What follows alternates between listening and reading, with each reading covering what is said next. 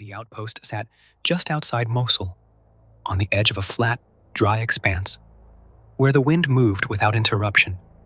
It pushed dust through everything: rifle chambers, bootlaces, sealed crates, even the seams of sleeping tents. By day, the camp looked temporary, but organized. HESCO barriers formed a rough square. 2 guard towers overlooked the perimeter. Rows of canvas tents stood in straight lines, evenly spaced, their guy lines pulled tight against the wind. At night, routine took over. Rotating watch, radio checks at the top of each hour, thermal optics scanning beyond the wire. Most movement happened outside the perimeter, not within it. Second shift was usually the quietest. Around 0200, fatigue settled into the camp. Conversations thinned. Engines cooled. The air dropped a few degrees. That was when a private on fire watch noticed something moving between the tents. Not beyond the barriers, but inside them. He didn't react immediately. At first, he assumed it was one of the guys cutting through the rows to avoid the wind that whipped along the outer lane. The interior corridors formed narrow passageways, and it wasn't uncommon for someone to take the shortest route back from the latrine or the command tent. But the movement caught his attention for a different reason. It was slow, not cautious, not hurried, just steady. He later described it as deliberate, as if whoever it was had no reason to rush and no concern about being seen. The shape passed between 2 tents in the 3rd row, parallel to the HESCO barrier, keeping to the narrow strip of ground that separated sleeping areas. He waited for reflective patches to flash under the dim security lighting. Saw none. No helmet silhouette, no rifle outline, no shift in posture that would indicate someone adjusting gear. Just a tall, upright shape that seemed slightly darker than the darkness around it. He keyed his radio and asked quietly if anyone was moving inside the perimeter. The response from the watch commander came back immediate. Negative. No one had signed out. No one was scheduled for internal movement. A quick accountability check followed. Squad leaders confirmed their Marines were inside their assigned tents. By the time the private looked back toward the corridor, the space was empty. Command logged it as likely misidentification. Second shift was notorious for visual distortion. Depth perception shifts under low light. Shadows lengthen. A tent flap lifting in the wind can resemble a shoulder. A hanging poncho can suggest a person at the edge of vision. The explanation made sense. The private didn't argue it. 3 nights later, another Marine reported something similar. He was posted closer to the motor pool and had a different angle. He hadn't heard about the earlier sighting. When he called in movement between the tents at approximately 0210, the watch commander paused before answering. The Marine described the same general outline: tall, upright, moving parallel to the rows. It didn't appear to head toward any specific tent. It didn't approach the perimeter or the towers. It just moved through the sleeping area. Again, accountability checks confirmed no one was out of place. The watch team reviewed what little interior overlap existed on the thermal feeds. The cameras were designed to monitor beyond the wire, but certain angles captured sections of the tent rows. They saw nothing. No heat spike, no residual warmth on canvas, no figure crossing through the frame. Motion sensors placed along the inner lanes were tested. They triggered normally when walked through. Batteries were fresh, wiring intact. The official explanation remained unchanged: fatigue, stress, pattern recognition in low light. Still, the reports continued. Over the next week, 2 more Marines described movement in the same corridor, always between the 3rd and 6th rows, always between 0200 and 0230. One of them said the figure paused. He had been leaning against a HESCO barrier, scanning inward for a moment while adjusting his position. He noticed the shape pass between 2 tents and then stop at the intersection of the row. He felt briefly that it had turned toward him. He didn't claim to see a face. There were no features to describe. No eyes, no expression, just an orientation. He held his position, raised his flashlight slowly, sweeping the beam across the gap. The light fell on empty ground and gently shifting canvas. He didn't embellish the story. When he told it later, his tone remained steady. He acknowledged the possibility of misinterpretation. He had been awake for nearly 16 hours at that point. He understood what fatigue could do to the mind. But he repeated one detail consistently. It moved like it belonged there. By then, the sightings had become a quiet topic within the platoon, not openly discussed in briefings, but exchanged in low voices near the smoke pit or during maintenance checks. No one described it as aggressive. No one reported feeling threatened. What unsettled them was its location. It stayed between the tents. It didn't approach the perimeter. It didn't test the wire. It didn't move toward equipment or vehicles. It remained in the sleeping area, where men were most vulnerable and least alert. Around the same time, something else began to happen. Several Marines, independently, started waking around 0200. There were no alarms, no radio chatter, no sudden noises, just a quiet shift in awareness. One corporal described it as the feeling that someone had just walked past his cot, not close enough to brush against it, close enough to register presence. Another said he would wake with the impression of displaced air, as if the canvas wall had flexed slightly. When they stepped outside to check, the rows were still. Wind moved dust along the ground. Tent flaps lifted and fell. The guard towers remained steady silhouettes against the sky. No footprints were found between the rows. The ground was hard-packed dirt and gravel, capable of holding impressions if disturbed repeatedly.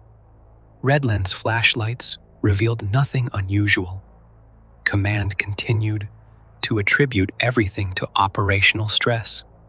Extended patrol cycles, interrupted sleep, the psychological effects of containment inside a small, exposed outpost.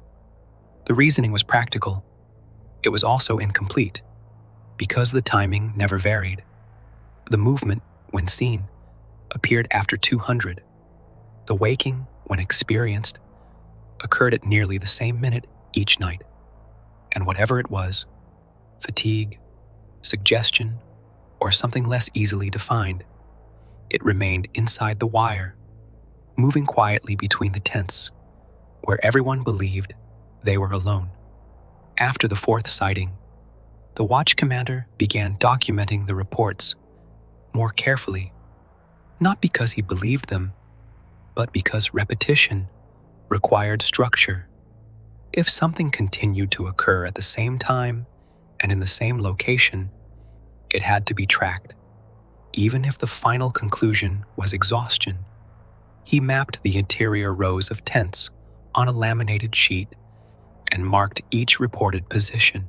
The marks clustered in a narrow corridor between the 3rd and 6th rows, always running parallel to the HESCO barrier on the western side of the camp. The path never varied.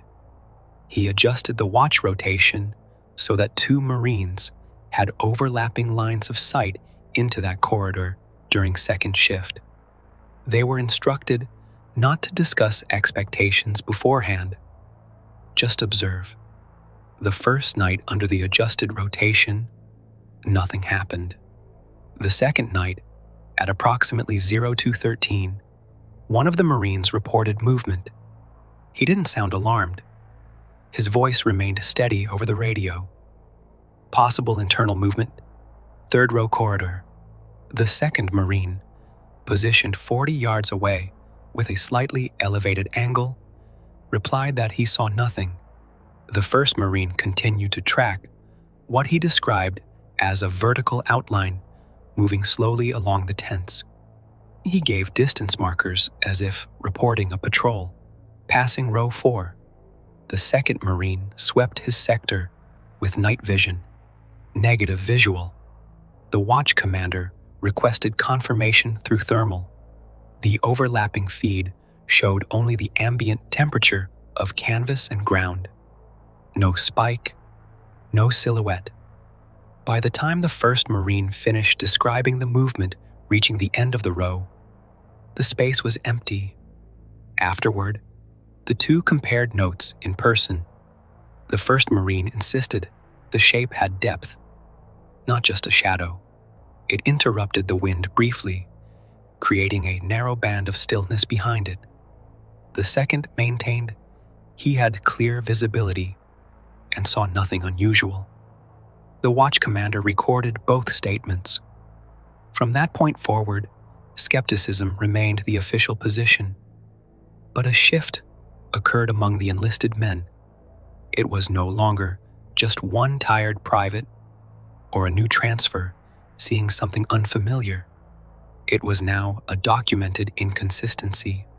One Marine observing movement, while another, within visual range, saw nothing at all. Around the same time, the waking episodes intensified. More men admitted they were alert at 0200, without knowing why. A few described a shared sensation, a quiet awareness of proximity. Not fear, not dread, simply the sense that someone had passed through the narrow space outside their tent. One sergeant, who rarely spoke about the matter, mentioned that the timing bothered him more than the shape. In his experience, random disturbances happen at random times. Equipment fails unpredictably. Fatigue manifests unevenly. But this followed a schedule. He began checking his watch when he woke, always within the same 30-minute window. They considered environmental explanations, generators cycling, distant artillery vibrations traveling through the ground, a nearby patrol shift change, creating subtle sound changes, none aligned with the precision of the timing. The interpreter assigned to the unit overheard fragments of conversation again. This time, he approached one of the corporals directly. He asked if the movement always stayed within the sleeping area. When told yes, he nodded slowly. He mentioned that older residents in the region sometimes spoke about figures that walked through places where men had died in large numbers, not wandering aimlessly, following the paths they once walked in life. He did not frame it as a ghost story. He spoke in the same tone one might use to describe a cultural custom. The corporal didn't repeat that to command. Operational demands continued. Patrols extended into nearby districts. The outpost remained active. No perimeter breaches occurred. No equipment went missing. There were no injuries tied to the sightings. Still, tension accumulated quietly. One night, a lance corporal deliberately stayed awake inside his tent, seated upright with his boots on. He positioned himself facing the canvas wall, closest to the reported corridor. He later said he didn't intend to prove anything. He just wanted to observe, without the distortion of waking suddenly. At 2:09, he felt a subtle change in the air. He described it as a shift in pressure, like someone passing close enough to displace space Without touching anything, the canvas moved slightly inward and then relaxed. He unzipped the flap immediately and stepped out. The corridor was empty. The wind resumed its steady push across the camp. He stood there for several minutes before returning inside. The following night, nothing happened. Then, 2 nights later, another sighting occurred. This time, the Marine reporting it said the figure seemed marginally closer to the tents than before, as if walking just inches from the canvas, rather than centered in the lane. Again, no sound accompanied it.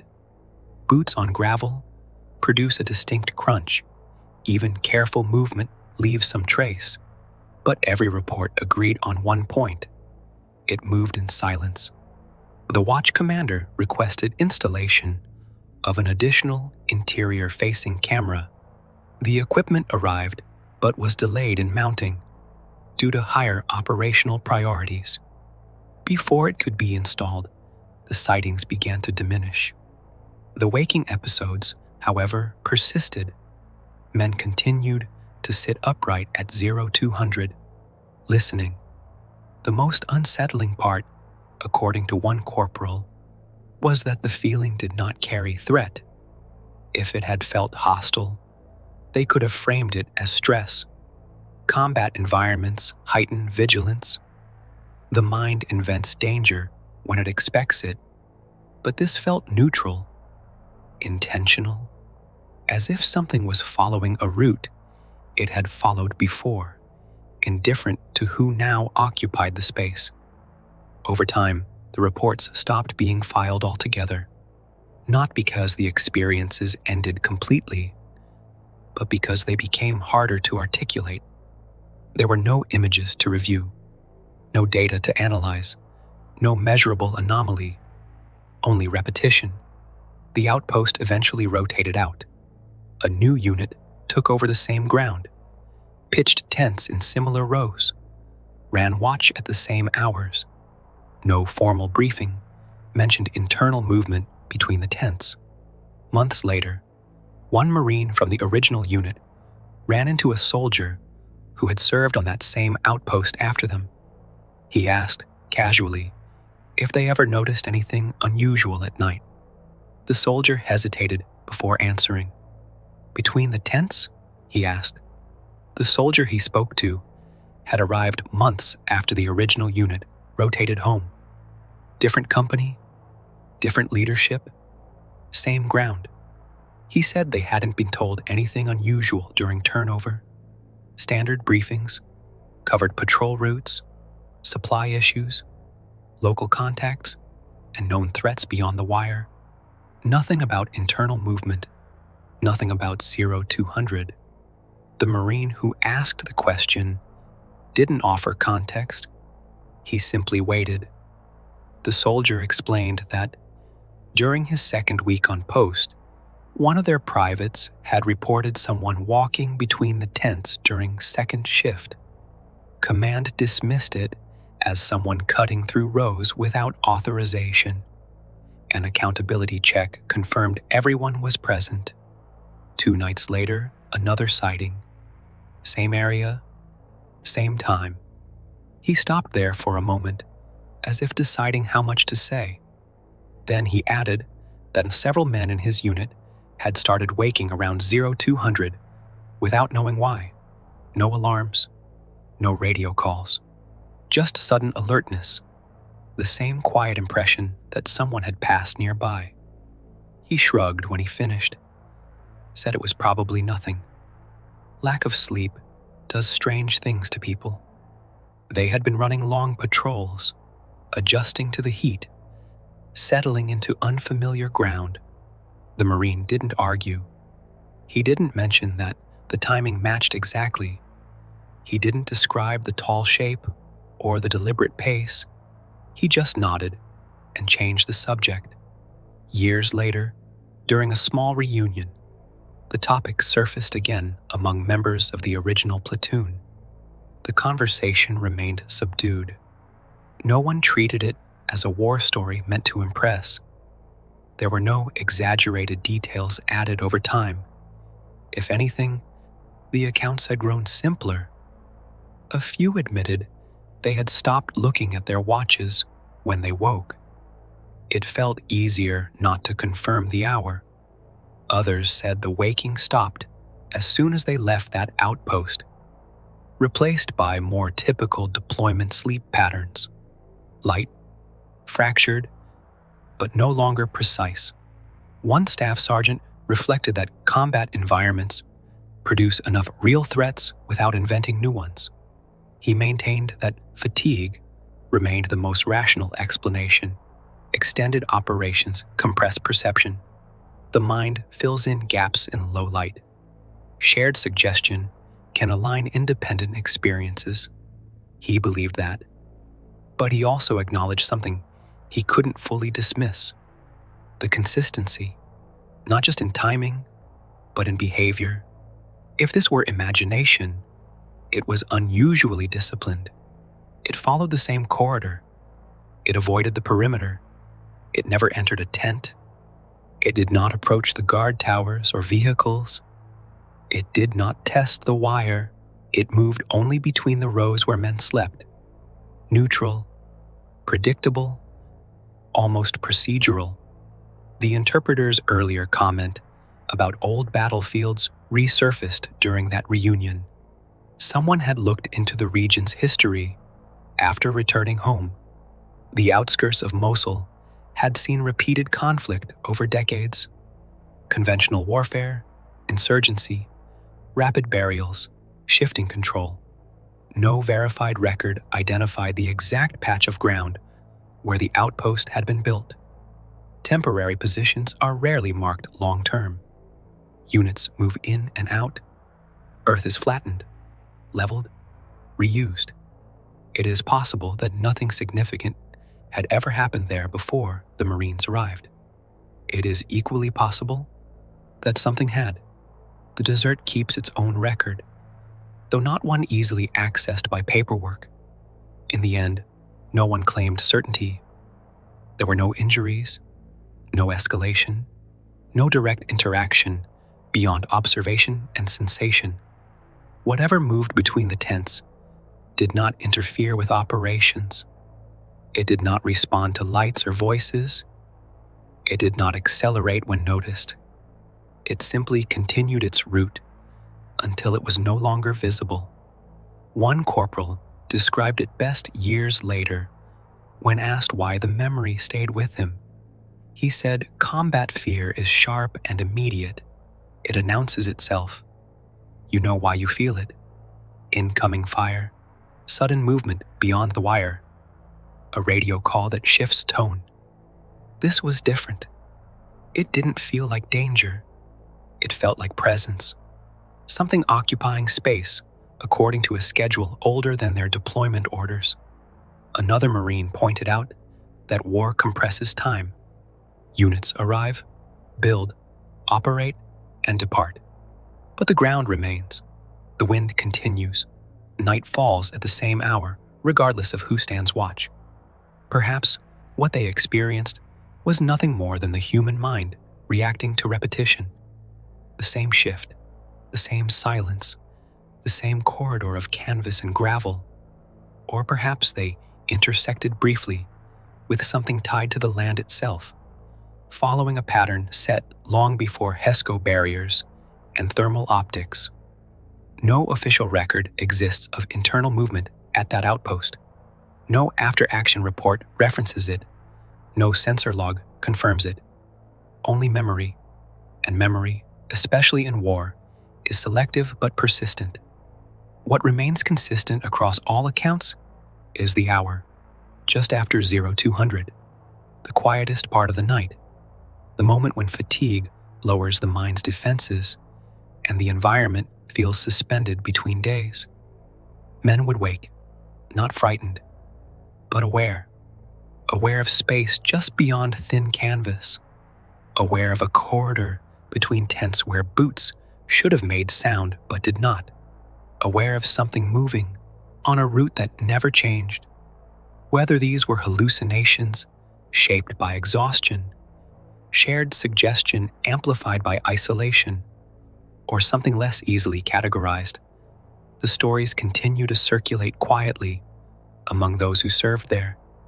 And for the men who sat upright in the dark, listening to wind press against canvas at 02:07 in the morning, the experience did not feel imagined.